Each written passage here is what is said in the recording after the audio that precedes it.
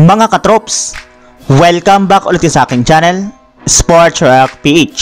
At ngayon nga ay pag-uusapan natin ang balitang kayang-kaya pa rin nga po ng Philadelphia 76ers na makabawi sa kanilang serye laban sa New York Knicks.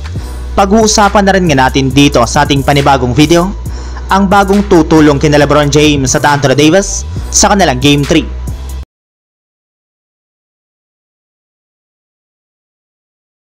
Kahit man nga po mga katrops nahulog sa 0-2 ang Philadelphia 76ers matapos ang kanilang unang dalawang game sa kanilang first round series laban sa New York Knicks, ay mismong si Joel Embiid na nga po nagsabi na malaki pa rin nga po ang kanyang tiwala sa kanilang kupunan na kakayanin nga po nila makabawi sa kanilang mga susunod na game.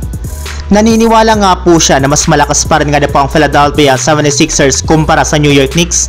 Gayong kung hindi lamang nga po sa tulong ng mga referee ay di sanay silang may hawak ngayon ng 2-0 sa kanilang serye.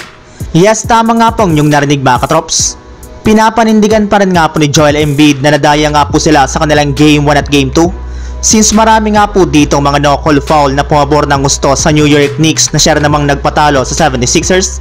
Kaya sa pagpunta nga po nila sa kanilang home court ay sisiguraduhin nga po ng kanilang team na hindi na maulit pa ang mga nangyari sa kanilang unang dalawang laro. Since ipapakita nga po nila ang tunay na potensyal ng kanilang lineup. Samantala, pumunta naman tayo sa ating sunod na pag-uusapan sa balitang bagong tutulong kina LeBron James at Anthony Davis sa kanilang Game 3. Gaya nga po ng naibalita ko sa inyo mga katrops, isa nga po sa mga rason bakit natalo ang Lakers sa kanilang nakalipas na dalawang laro laban sa Denver Nuggets ay dahil sa panglamian ng laro ng kanilang player na si Rui Hachimura.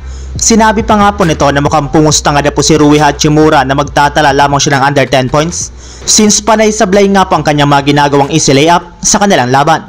Kaya kung sakasakali man nga na po na magpapatuloy ang ganitong klaseng game ni Hachimura, ay maaari nga na po na ibangko na lamang nila ito sa kanilang susunod na laro sa kanilang Game 3. Pero wala rin naman nga na pong balak si Coach Darvin Ham na bangkuin ito since inaasahan nga po niya na mas gaganda ng laro nito sa kanilang Game 3 bukas ng umaga.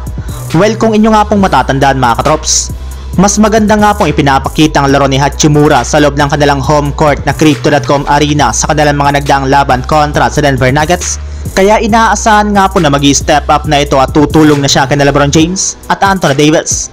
Mismong si Hachimura na rin naman nga po mga katrops ang nagsabi na pinapangako nga po niya na mas gaganda lang ang kanyang ipapakitang performance next game upang sa ganon ay matulungan niya ang Lakers na makakuha ng panalo sa kanilang first round series. So yun lang mga katrops, ang handog kong story ngayong araw. Sana nag-enjoy kayo, please like and subscribe my YouTube channel, Sports React PH, para sa iba pang story at update patungkol sa NBA.